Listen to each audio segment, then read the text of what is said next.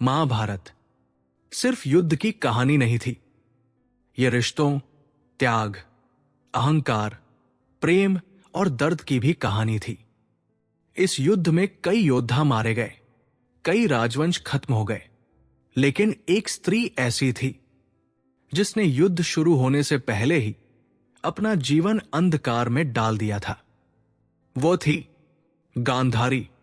और एक दिन उसी गांधारी ने अपनी आंखों की पट्टी खोली, सिर्फ अपने पुत्र दुर्योधन को बचाने के लिए। लेकिन क्यों? गांधारी गांधार देश की राजकुमारी थी, अत्यंत सुंदर, बुद्धिमान और शिव भक्त। कहा जाता है कि उन्होंने कठोर तपस्या करके भगवान शिव से वरदान पाया था, उन्हें 100 पुत्र प्राप्त होंगे। जब उनका विवाह प्रस्ताव आया, उन्हें पता चला कि धृतराष्ट्र जन्म से अंधे हैं। पूरा राजमहल सोच रहा था, क्या गांधारी ये विवाह स्वीकार करेंगी? लेकिन जो हुआ उसने इतिहास बदल दिया। गांधारी ने स्वयं अपनी आंखों पर पट्टी बांध ली। उन्होंने कहा, जब मेरे पति संसार नहीं देख सकते तो मुझे भी ये अधिकार नहीं। लोग आज भी पूछते हैं, क्या यह प्रेम था या एक मौन विरोध? क्योंकि कहीं न कहीं गांधारी को लगा था कि उनसे बिना इच्छा के ये विवाह कराया गया। वर्षों तक अंधकार में रहने के बाद गांधारी का मन कठोर भी हुआ और संवेदनशील भी। उन्होंने कभी अपने बच्चों को देखा नहीं, लेकिन महसूस किया जब दुर्योधन का जन्म हुआ तभी कई अपशकुन हुए। जानवर चिल्लाने लगे, आकाश में अजीब ध्वनियां हुई। विद्वानों ने चेतावनी दी, यह बालक भविष्य में विनाश का कारण बन सकता है। विदुर ने धृतराष्ट्र से कहा, राजन, राज्य की रक्षा के लिए इस बालक का त्याग करना होगा। लेकिन एक मां और पिता ये कैसे कर सकते थे? गांधारी ने अपने पुत्र को बचा लिया। यहीं से शुरू हुआ एक मां का मोह, जो आगे चलकर महाभारत का कारण बना। समय बीतता गया, दुर्योधन बड़ा हुआ, शक्तिशाली, महत्वाकांक्षी, लेकिन अत्यंत अहंकारी। उसे लगता था पूरा हस्तिनापुर मेरा है। विशेषकर भीम और अर्जुन से उसे जलन थी। फिर आया वो दिन जब दुर्योधन ने शकुनी के साथ मिलकर पांडवों को जुए में हराया, और फिर द्रौपदी का अपमान हुआ। जब द्रौपदी का अपमान हुआ, गांधारी भीतर से टूट गई। उन्हें समझ आने लगा, मेरा पुत्र अधर्म के मार्ग पर जा चुका है। यही महाभारत का सबसे बड़ा प्रश्न है। एक मां सब समझ रही थी, फिर भी दुर्योधन को रोक क्यों नहीं पाई? गांधारी 2 हिस्सों में बंट चुकी थी। एक तरफ धर्म, दूसरी तरफ पुत्र मोह, और अंत में मां जीत गई। धर्म हार गया जब महाभारत युद्ध शुरू हुआ। गांधारी जानती थी ये युद्ध मेरे पुत्रों का अंत होगा, लेकिन अब बहुत देर हो चुकी थी। 18 दिनों तक गांधारी सिर्फ समाचार सुनती रही। आज एक और पुत्र मारा गया, आज दूसरा भी चला गया। हर दिन उनका हृदय टूटता गया, और अंत में सिर्फ एक पुत्र बचा। दुर्योधन युद्ध का अंतिम चरण। दुर्योधन घायल था, थका हुआ था, डरा हुआ था, और तब गांधारी ने एक निर्णय लिया। ऐसा निर्णय जिसने पूरी महाभारत की दिशा बदल दी। वर्षों तक बंद रहने वाली आंखें अब खुलने वाली थी। लेकिन क्यों? क्या गांधारी के पास कोई दिव्य शक्ति थी? क्या वह दुर्योधन को अमर बनाना चाहती थी? और श्री कृष्ण ने इसे रोकने की कोशिश क्यों की? रात गहरी हो चुकी थी। कुरुक्षेत्र की हवा में मृत्यु की गंध थी। राजमहल में बैठी गांधारी समझ चुकी थी, अब मेरा अंतिम पुत्र भी खतरे में है। उनका मन कांप रहा था।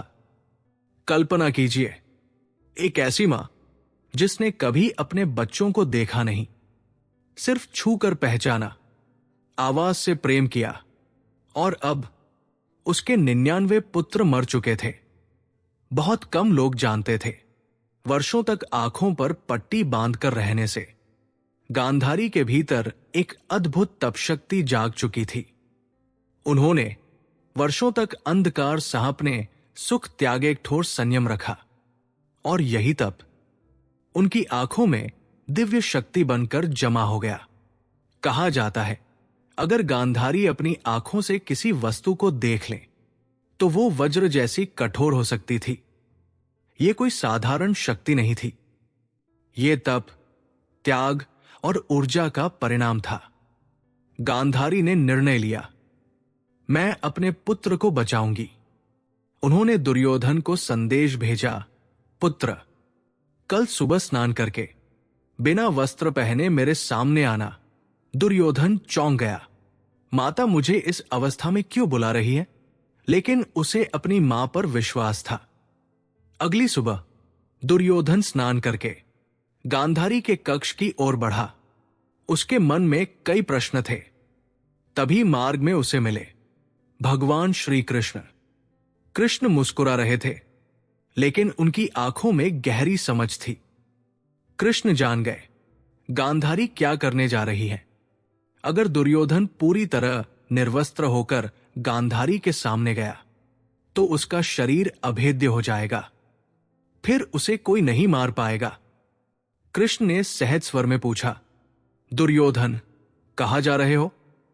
दुर्योधन ने सब बता दिया। कृष्ण बोले, तुम अब छोटे बालक नहीं रहे, क्या अपनी मां के सामने इस तरह जाना उचित है? दुर्योधन सोच में पड़ गया। उसका अहंकार बड़ा था, लेकिन संस्कार भी थे। अंत में उसने निर्णय लिया। उसने अपनी कमर और जांघों को केले के पत्तों से ढक लिया, और फिर वो गांधारी के सामने पहुंचा। वो क्षण जिसका इतिहास इंतजार कर रहा था। गांधारी ने धीरे धीरे अपनी आंखों की पट्टी खोली। जैसे ही उनकी आंखें खुली, तेज प्रकाश फैल गया। पूरा कक्ष ऊर्जा से भर गया। उनकी दृष्टि सीधे दुर्योधन के शरीर पर पड़ी। जहां जहां गांधारी की दृष्टि पड़ी, दुर्योधन का शरीर वज्र जैसा कठोर हो गया। छाती, भुजाएं, कंधे, पीठ सब अभेद्य हो गए। गांधारी की नजर नीचे गई और वो स्तब्ध रह गई। दुर्योधन की जांघें ढकी हुई थी। उन्होंने क्रोधित होकर पूछा, तुमने अपने शरीर को क्यों ढका? दुर्योधन बोला, माता, मुझे लज्जा आई। गांधारी तुरंत समझ गई, ये कृष्ण की चाल है, क्योंकि अब दुर्योधन का पूरा शरीर अभेद्य था, लेकिन जांघें नहीं। दूर खड़े भगवान श्री कृष्ण सब देख रहे थे। उन्हें पता था यही दुर्योधन की कमजोरी बनेगी। अब समय आ चुका था। दुर्योधन बनाम भीम, गदा युद्ध होने वाला था। भीम ने वर्षों पहले प्रतिज्ञा ली थी, मैं दुर्योधन की जांघ तोड़ूंगा। क्यों? क्योंकि दुर्योधन ने सभा में द्रौपदी का अपमान करते हुए अपनी जांघ थपथपाई थी। लेकिन समस्या यह थी, गदा युद्ध के नियमों के अनुसार जांघ पर वार करना अधर्म माना जाता था। युद्ध का अंतिम दिन, कुरुक्षेत्र, जहां कभी लाखों योद्धाओं की गर्जना गूंजती थी, अब लगभग शांत हो चुका था। कौरव सेना नष्ट हो चुकी थी, महायोद्धा गिर चुके थे और अब केवल एक नाम बचा था। दुर्योधन। दुर्योधन जानता था अब यह अंतिम युद्ध है, लेकिन उसे एक विश्वास था। उसकी मां गांधारी ने उसे लगभग अभेद्य बना दिया है। जब वो युद्ध भूमि की ओर बढ़ रहा था, उसे महसूस हो रहा था उसके शरीर में अद्भुत शक्ति है। उसका आत्मविश्वास लौट आया है, कोई उसे नहीं हरा सकता। लेकिन उसे नहीं पता था कि उसकी सबसे बड़ी कमजोरी अभी भी बची हुई है। दूसरी ओर भीम अपनी गदा लेकर मैदान में उतरे। उनकी आंखों में केवल एक ही लक्ष्य था, दुर्योधन। भीम को वो दिन याद था जब सभा में द्रौपदी का अपमान हुआ था। दुर्योधन ने अपनी जांग थपथपाकर द्रौपदी को बुलाया था। तब भीम ने प्रतिज्ञा ली थी, मैं इसी जांग को तोड़ूंगा। मैदान तैयार था। दोनों महायोद्धा आमने सामने खड़े थे। एक ओर भीम, दूसरी ओर दुर्योधन। दुर्योधन ने अपनी गदा घुमाई। इतनी तेज की हवा कांप उठी। भीम ने वार रोका और फिर जवाबी हमला किया। दोनों की गदाएं टकराईं और पूरी धरती कांप गई। धूल उड़ने लगी। सैनिक पीछे हट गए। वातावरण में भय भर गया। धीरे धीरे दुर्योधन भारी पड़ने लगा, क्योंकि उसका शरीर अब लगभग अभेद्य था। भीम के प्रहार असर नहीं कर रहे थे। पांडव घबरा गए। अगर दुर्योधन जीत गया तो यह युद्ध सब बदल सकता था। दूर खड़े भगवान श्री कृष्ण सब देख रहे थे। उन्हें पता था अब समय आ गया है। समस्या ये थी, गदा युद्ध में कमर के नीचे वार करना अधर्म माना जाता था। लेकिन अगर ऐसा नहीं किया गया तो दुर्योधन अजेय रहेगा। कृष्ण ने धीरे से अपनी जांग पर हाथ मारा। यह संकेत था। भीम समझ गए। भीम के मन में युद्ध शुरू हो गया। क्या मैं नियम तोड़ दूं? क्या यह अधर्म होगा? लेकिन मैंने प्रतिज्ञा भी ली थी। अचानक दुर्योधन ने हमला किया। भीम झुके और उसी क्षण पूरी शक्ति से उन्होंने अपनी गदा दुर्योधन की जांग पर दे मारी। धड़ाम! दुर्योधन की जांग टूट गई। वो दर्द से चिल्लाया और धरती पर गिर पड़ा। कुछ क्षणों के लिए सब शांत हो गया, क्योंकि सभी जानते थे नियम टूट चुका है। धरती पर पड़े पड़े दुर्योधन चिल्लाया, ये अधर्म है। भीम ने नियम तोड़े हैं। तब भगवान श्री कृष्ण आगे बढ़े और बोले, जब द्रौपदी का अपमान हुआ था तब धर्म कहा था। कृष्ण का संदेश स्पष्ट था। कभी कभी अधर्म को समाप्त करने के लिए कठोर निर्णय लेने पड़ते हैं। जब गांधारी को पता चला दुर्योधन की जांग टूट गई तो वो भीतर से टूट गई। उन्होंने सोचा था उनकी तपस्या उनके पुत्र को बचा लेगी, लेकिन कृष्ण ने उनकी योजना विफल कर दी। पहली बार गांधारी के भीतर का दर्द क्रोध बनकर बाहर आया। उन्होंने कहा, हे कृष्ण, तुम ये युद्ध रोक सकते थे, लेकिन तुमने इसे होने दिया। कृष्ण बस मुस्कुराते रहे, क्योंकि उन्हें पता था ये युद्ध केवल मनुष्यों का नहीं था। दर्द और क्रोध में डूबी गांधारी ने एक ऐसा श्राप देने का निर्णय लिया जो इतिहास बदल देगा। महाभारत का युद्ध समाप्त हो चुका था। कौरव वंश समाप्त, लाखों योद्धा मृत, हस्तिनापुर शोक में डूबा हुआ।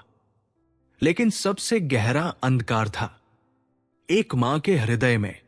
वो मां थी गांधारी, और अब उनका अंतिम पुत्र दुर्योधन भी मृत्यु के करीब था। गांधारी के भीतर वर्षों का दर्द जमा था। उन्होंने अपना जीवन अंधकार में बिताया, अपने पुत्रों के लिए सब साधर्म और मोह के बीच संघर्ष किया।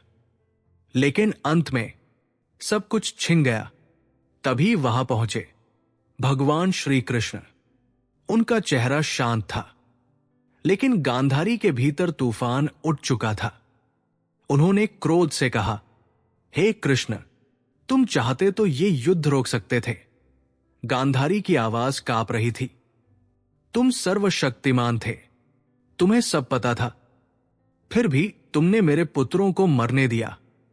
यह सिर्फ क्रोध नहीं था, यह उस मां का दर्द था जिसने 100 पुत्रों को खो दिया, अपना वंश खो दिया, अपना भविष्य खो दिया। वर्षों का संयम टूट चुका था। पहली बार गांधारी ने अपने भीतर का दर्द खुलकर बाहर निकाला। कृष्ण जानते थे यह क्रोध उनसे नहीं, परिस्थितियों से था। उन्होंने गांधारी को नहीं रोका। कृष्ण बोले, माता, मैंने कई बार शांति का प्रस्ताव रखा था, लेकिन दुर्योधन ने कभी धर्म स्वीकार नहीं किया। कृष्ण ने आगे कहा, जब अधर्म सीमा पार कर जाता है तब विनाश निश्चित हो जाता है।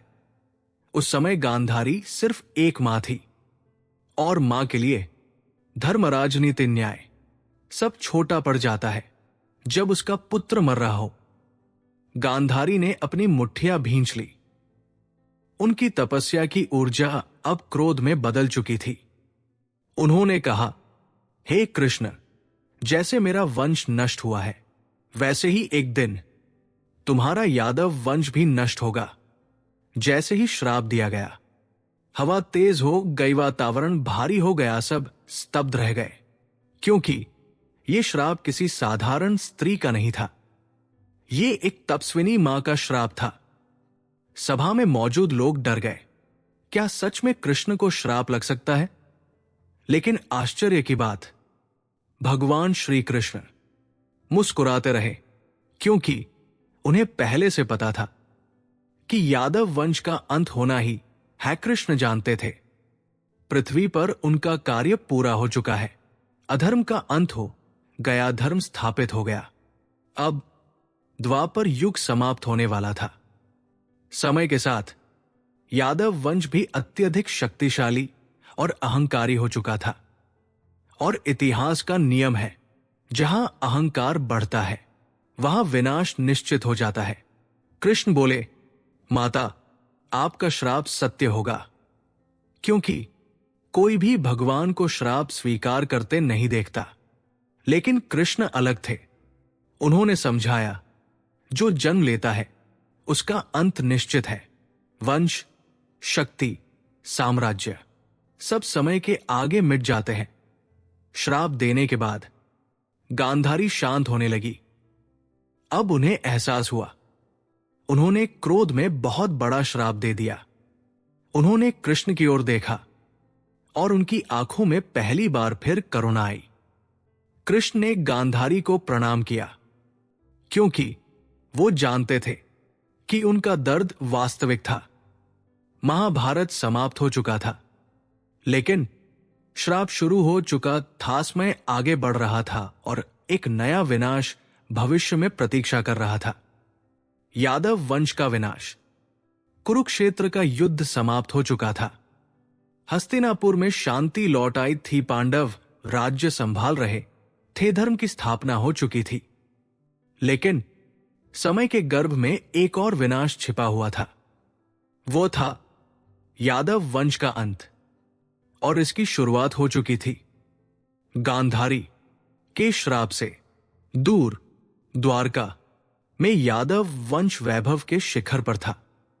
अपार धनसीम शक्तिमान योद्धा, और उनके केंद्र में थे भगवान श्री कृष्ण। असमय के साथ यादवों में अहंकार बढ़ने लगा। उन्हें लगने लगा, हम अजेय हैं। महाभारत बार बार एक ही बात सिखाता है, जब शक्ति के साथ विनम्रता खत्म हो जाती है तब विनाश शुरू हो जाता है। एक दिन कुछ यादव युवकों ने ऋषियों के साथ मजाक करने का निर्णय लिया। उन्होंने सांब, कृष्ण के पुत्र, को स्त्री के वेश में सजाया। वे ऋषियों के पास गए और हंसते हुए बोले, हे महात्माओं, बताइए, ये स्त्री पुत्र को जन्म देगी या पुत्री को? ऋषियों ने तुरंत समझ लिया उनका मजाक उड़ाया जा रहा है। क्रोधित होकर उन्होंने श्राप दिया, ये एक लोहे का मूसल जन्म देगी और वही मूसल यादव वंश का विनाश करेगा। यादव युवक घबरा गए। कुछ समय बाद सचमुच सांब के पेट से एक लोहे का मूसल निकला। यादवों ने सोचा, अगर इस मूसल को नष्ट कर दें तो श्राप टल जाएगा। उन्होंने मूसल को पीस डाला, उसका चूर्ण समुद्र में फेंक दिया। लेकिन भाग्य अपना रास्ता खोज ही लेता है। वो लोहे का चूर्ण समुद्र किनारे बहकर आया और वहां से उगने लगी एक अजीब घास। लेकिन वो साधारण घास नहीं थी, उसमें लोहे जैसी कठोरता थी। भगवान श्री कृष्ण ये सब देख रहे थे, लेकिन उन्होंने कुछ नहीं रोका। क्यों? क्योंकि समय आ चुका था। एक दिन यादव वंश के लोग प्रभास क्षेत्र गए। वहां उत्सव हुआ, भोजन हुआ और फिर मदिरा पी गई। धीरे धीरे विवाद शुरू हो गया। छोटी छोटी बातें झगड़े में बदल गई। जो कभी साथ लड़ते थे अब एक दूसरे पर टूट पड़े। उन्होंने समुद्र किनारे उगी घास को उखाड़ा, लेकिन जैसे ही उसे हाथ में लिया वो लोहे के मूसल जैसी कठोर हो गई। और फिर शुरू हुआ भयानक नरसंहार। भाई ने भाई को मारा, मित्र ने मित्र को। पूरा यादव वंश स्वयं को समाप्त करने लगा। वर्षों पहले कहा गया श्राप अब वास्तविकता बन चुका था। दूर खड़े भगवान श्री कृष्ण सब देख रहे थे। उनकी आंखों में न क्रोध था न दुख, सिर्फ स्वीकार। कृष्ण जानते थे हर अंत एक नई शुरुआत होता है। अब पृथ्वी पर उनका कार्य समाप्त हो चुका था। वे जंगल की ओर चले गए, एक वृक्ष के नीचे बैठ गए और ध्यान में लीन हो गए। उसी समय एक शिकारी आया। उसका नाम था जरा। उसने दूर से कृष्ण के पैर को हिरन समझ लिया और तीर चला दिया। तीर सीधे कृष्ण के पैर में लगा। जरा पास आया और जैसे ही उसने देखा वो कांप उठा। वो रोते हुए बोला, प्रभु मुझसे बहुत बड़ा अपराध हो गया। लेकिन कृष्ण मुस्कुराए। उन्होंने कहा यह सब नियति थी। और फिर भगवान श्री कृष्ण ने अपना देह त्याग दिया। उसी क्षण द्वापर युग समाप्त हुआ और कलयुग शुरू हुआ। गांधारी की आंखों की पट्टी खोलना सिर्फ एक घटना नहीं थी। ये मां के प्रेमो क्रोध और नियति सबका संगम था। एक अहंकार विनाश लाता है, दो मोह सत्य को छिपा देता है, तीन समय से बड़ा कोई नहीं, चार भगवान भी नियति के नियमों का सम्मान करते हैं। जब गांधारी ने अपनी आंखों पर पट्टी बांधी, दुनिया ने कहा वाह कितना महान त्याग। लेकिन अगर गहराई से देखें, यह निर्णय केवल प्रेम नहीं था, एक पति के प्रति समर्पण। जो मेरे पति नहीं देख सकते मैं भी नहीं देखूंगी। दो मौन विरोध। उन्हें बिना इच्छा के विवाह करना पड़ा था। इसलिए पट्टी एक साइलेंट प्रोटेस्ट भी हो सकती थी। तीन वास्तविकता से भागना। शायद गांधारी उस जीवन को स्वीकार नहीं कर पा रही थी जो उन्हें मिला था। अब सोचिए, एक मां जिसने कभी अपने बच्चों को देखा ही नहीं, वो अपने बच्चों के व्यवहार को कैसे समझती? गांधारी ने दुर्योधन की आंखों का अहंकार नहीं देखा, उसकी ईर्ष्या नहीं देखी, उसके भीतर बढ़ती क्रूरता नहीं देखी। वो सिर्फ उसकी बातें सुनती थी। जब कोई माता पिता बच्चे की गलतियों को अनदेखा करते हैं, हर हाल में उसका पक्ष लेते हैं, तो धीरे धीरे प्रेम मोह बन जाता है। दुर्योधन बचपन से ही असुरक्षित महसूस करता था। पांडवों से तुलना होती थी, उसे लगता था कि उसका अधिकार छीना जा रहा है। उन्होंने उसे रोका नहीं, कठोर अनुशासन नहीं दिया, उसके अहंकार को चुनौती नहीं दी, क्योंकि वो उसे खोने से डरती थी। महाभारत बार बार दिखाता है गलत व्यक्ति से प्रेम करना गलत नहीं, लेकिन उसकी गलतियों को सही मान लेना विनाशकारी है। दिलचस्प बात यह है, धृतराष्ट्र शारीरिक रूप से अंधे थे और गांधारी भावनात्मक रूप से। धृतराष्ट्र पुत्र मोह में अंधे थे, गांधारी त्याग और मोह के बीच फंसी थी। बहुत संभव है क्योंकि उन्होंने अपना जीवन स्वयं चुना नहीं, उन्होंने अपने सुख त्याग दिए और भीतर ही भीतर दर्द दबाती रहीं। जब भावनाएं दबती हैं, वे धीरे धीरे कठोरता, सुरक्षा और इमोशनल अटैचमेंट में बदल जाती है। शायद इसी कारण गांधारी का पूरा अस्तित्व अपने पुत्रों में बस गया, और विशेष रूप से दुर्योधन में। महाभारत का सबसे कठिन प्रश्न यही है, अगर आपका अपना पुत्र गलत हो तो क्या आप उसका साथ देंगे? गांधारी धर्म जानती थी। उन्हें पता था द्रौपदी का अपमान गलत था, दुर्योधन का अहंकार गलत था, युद्ध विनाश लाएगा।